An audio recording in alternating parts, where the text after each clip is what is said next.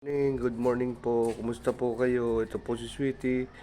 Naglalaro siya. Ayan, nagbabantay ng gate. Ayan. May duty siya ngayon. Yun o. Yun o. Sino yun? Ayun o. Hello, Sweet. Ayun o. Nagtitatubadong manan si Sweet. Ayun o. Ayun, sino yun o? Sweetie. Ala, lagti. Ayun o. Sino yun o? Si Ate Osang o. Sweetie. Sabi mo, good morning ka mo. Good morning. Ayun o. Ayun o. Sweetie o. Ayun o. Ayun o. Ayun o. Ayun o. Ayun po.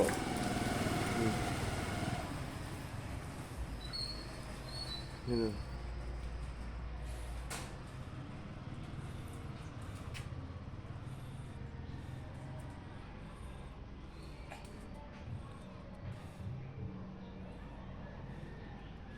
Yan po si Sweetie, nagbabantay ng gate namin kasi hindi siya naka-duty kahapon eh. Kaya ngayon daw siya overtime. Ayan.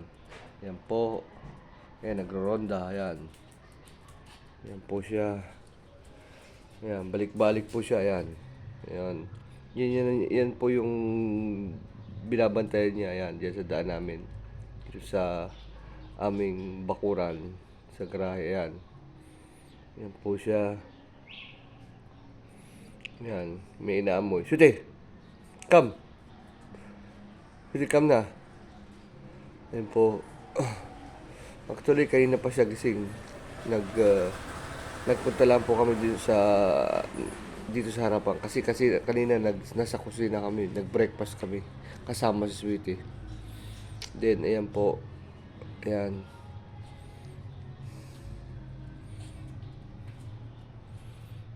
Yan, may inaamoy. Yan, parang ano eh. Yan.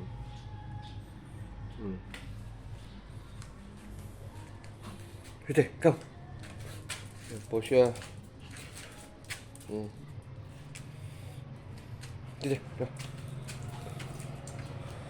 Yan po. Sit down. Sit. Eh.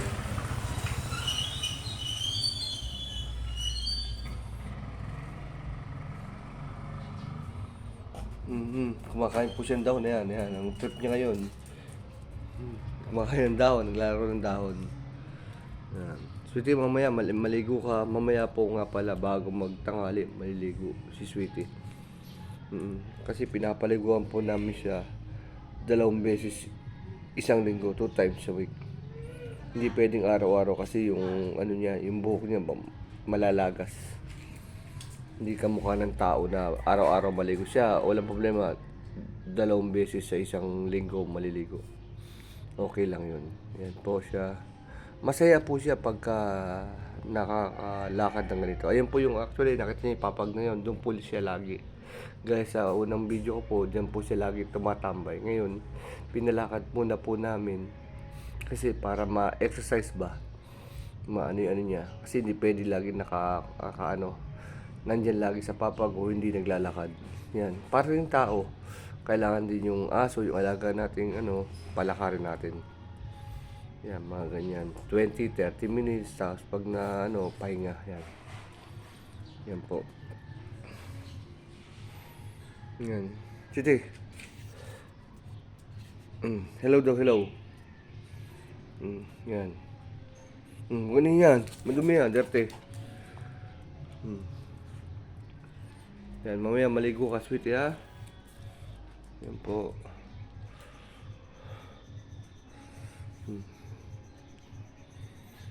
Sweetie.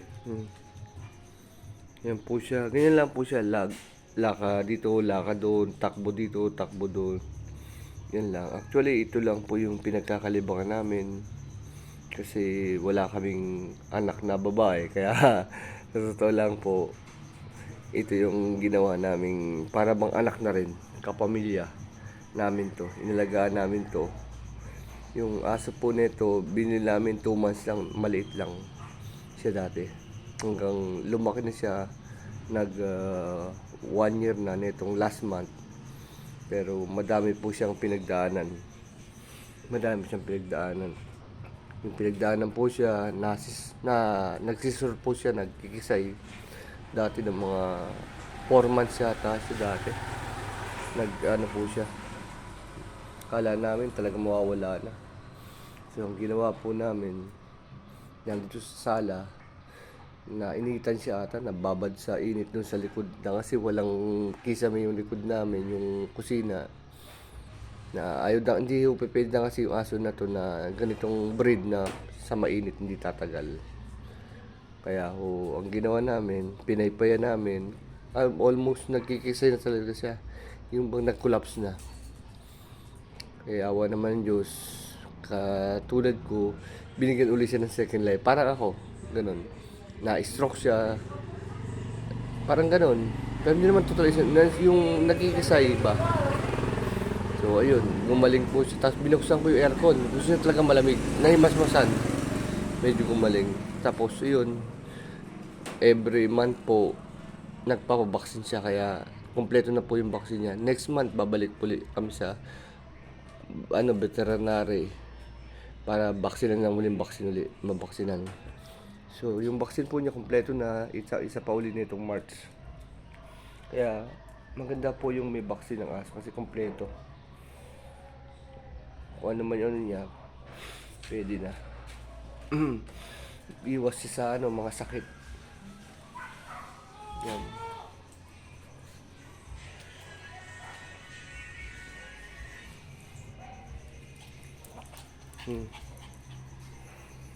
Yan po. Yung sweetie, ano po yan? Galaw-gaw po siya. Malikot. Malikot po siya. Yan. Yan. Yan po siya. Oh. Ayan, may nakatingin siya doon. Oh.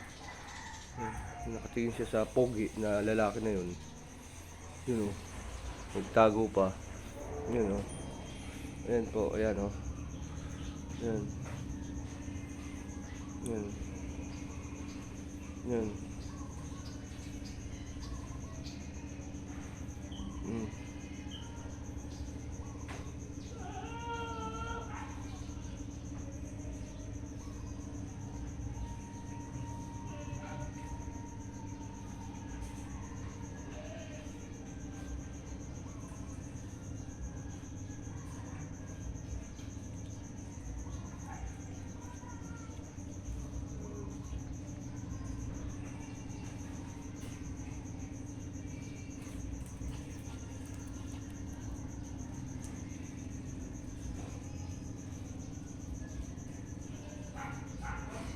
Yan po siya, sweetie. Ganito po siya pag umaga. Balik ito, balik doon. Kasi inilalabas din po namin siya dito sa kalsada. Pero mas okay siya dito sa amin bakuran. Bakit ka mo? Dahil dito sa bakuran malinis. Walang asong pumupunta, walang ibang mga animals na nagpupunta dito. Siya lang talaga. Kasi pag sa kalsada namin inilabas, sa kalsada, makadila ng kung ano yan, baka mahirap magkaroon ng parbo ba. Yun. Kaya dito, okay lang. Kasi ito, malinis naman dito. Nung isang linggo, nilinisan namin itong yung bakura namin na to. Yan. Yan po siya. Lararo. Yan. Yan ang gawa niya. Masaya siya pagka nakakawala ba. Parang nakawala sa koral. Yan. Yan po, yan. Tsaka ho pala meron akong tips sa inyo kung sino may nag-aalaga ng ganitong breed na Shih Tzu. Maintain po natin yung niya, yung vaccine niya lagi sa para tumagal yung lifespan ng Shih Tzu. More than 10 years po ang lifespan niya. More than 10 years. 10 years po. Kaya siyempre, alagaan natin mabuti kasi parang na rito, parang kapamilya na natin yung mga ganitong aso. Kasi totoo lang po, pag kumakain kami, kasabay namin to. Nandun sa baba, kakalabit yan, hihingi ng pagkain. Kaya pag kumakain kami, kakain din siya ng pagkain niya. Sabay-sabay kami. Minsan pag gutom siya, tatawol siya, kakain siya, hihingi ng pagkain. Ganun po. Yan. Yan ang mga ugali niyan. Tsaka pag yung nanay niya halimbawa, iniwanan siya, tatahol. Ganun po siya, hinahanap lagi. Makain na. Para siyang yung talagang baby na pag iniwanan mo yung anak mo, iiyak. Ganun po yung ugali niya. Yan.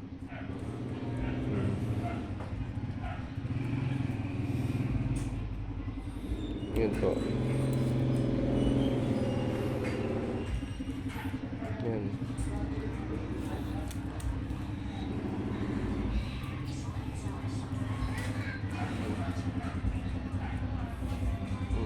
Kaya po pag meron kayo ditong alagang ganitong breed, alagaan natin mabuti. Mahalin natin na parang tao. Kasi masarap, I mean to say, nakakawala po ng stress. Yung ganitong may alaga tayong ganito, tulad nung nangyari sa aming buhay, sa aking buhay. Pag tinatawag ko siya, sasama kagad, nakakawala siya ng stress. Lalo yung pagkakulit niya, yan, ganyan. Tuwan-tuwa kami. Yan. Yan. Tsaka alam na niya, kabisado na niya dito kung saan siya pupunta. Yan po.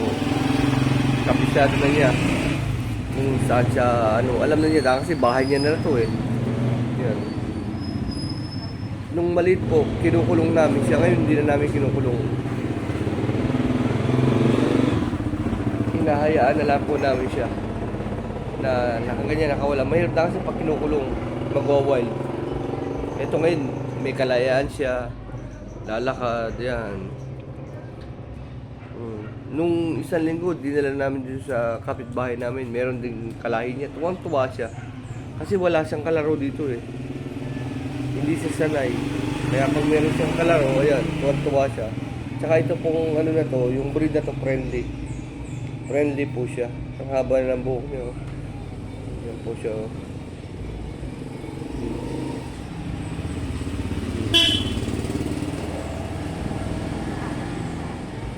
Yan po siya.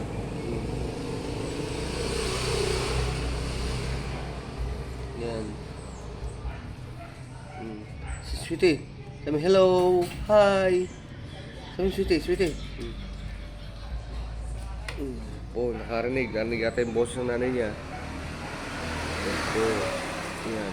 Nag-ano na naman. Yan. Lakad-lakad na naman. Yan. Bantay-bantay.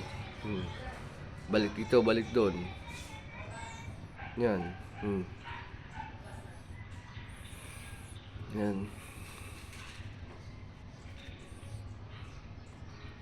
Babalik ulit dito yan. Yan.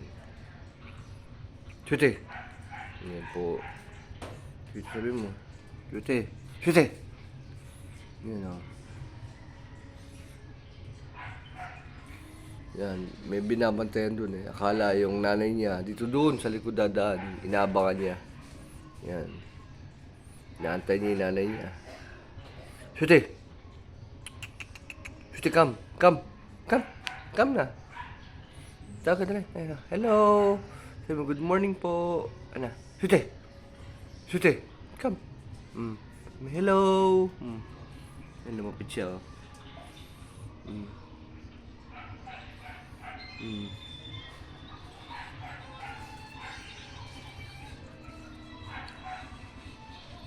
Yan po siya, balik na naman dito, hindi mapakali.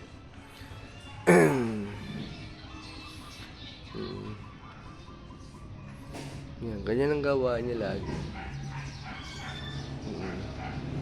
Pag natutulog ko pala yung nanay niya dun sa sala, siya naman separate yung higaan niya.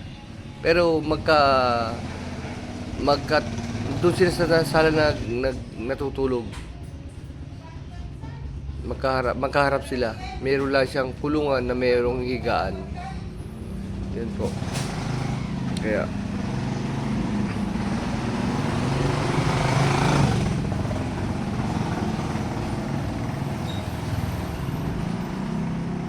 yan, ayun o. Ay, may kalaban siya, yung pusa ka. Oh. Yan.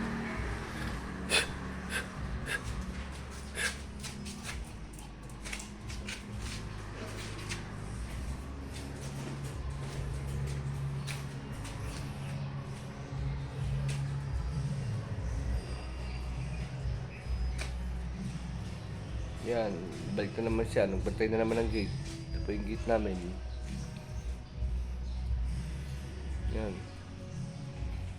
Hindi mapakali. Bantay daw siya muna ng gate. Baka may pumasok. Yan.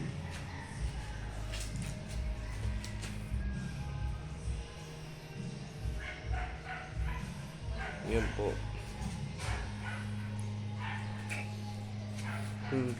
Oh, sweetie, magmotor ka na. Dahil na. Andarin mo na yung motor ni Kuya.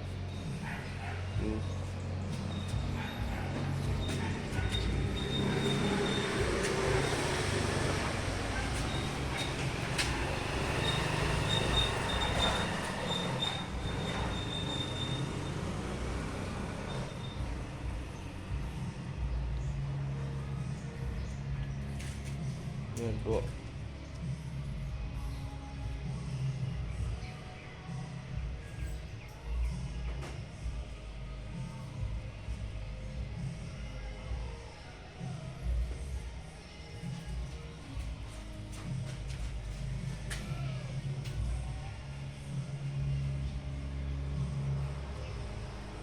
Ayan, may pusang itim. Ayan. Habulin yan. Ayan. Sute! Sute!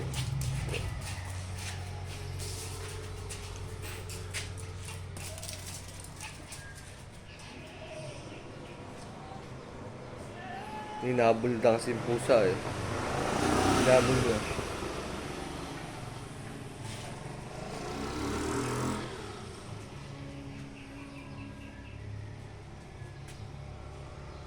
Ito nga pala po yung e-bike ni Sweetie, oh. Nilagyan pa namin ng ano, pangalan niya. Ayan. Ayan.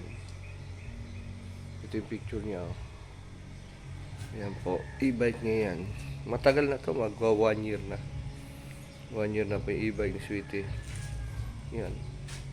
Yung e-bike po na to, eh, matipid po to sa kuryente kasi sa loob ng ano, 2 linggo o 1 buwan, 2-3 beses ko lang charge, depende sa gamit yung e-bike nito. Kaysa mamasahe ka ng tricycle o mag-commute ka, mag-e-bike ka na lang, tipid pa sa pamasahe, tipid pa sa kuryente. Actually, ang isang charge po nito, nakaka-calculate ko, pag isinaksak mo sa kuryente, mga 8 to 10 hours, mga more or less than 40 pesos po ang magagastos natin sa e-bike nito. Sa isang sa isang charge po, pag kinarge mo to 8 to 10 hours, maximum 40 pesos lang po.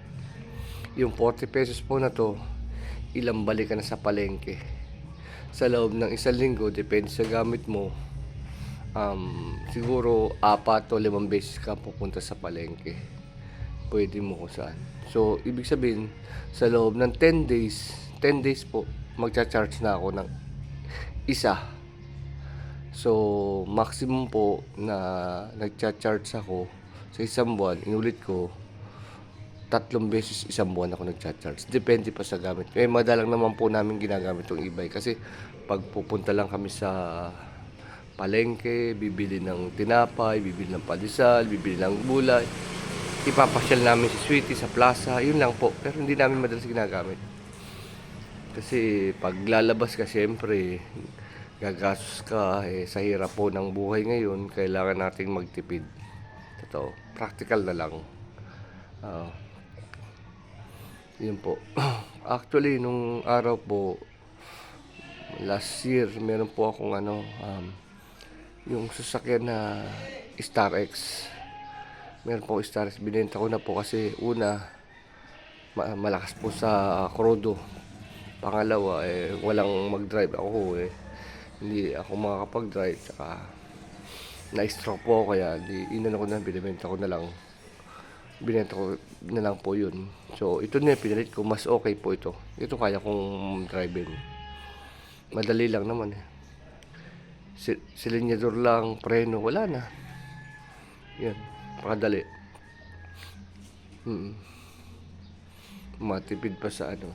Kaya kung sino po yung gustong magbili ng e-bike, bumili na ko kayo, mas mano. Ang cost po nito ngayon, mayroong bagong model, 58,000 po ata. Cash yun, maganda yun.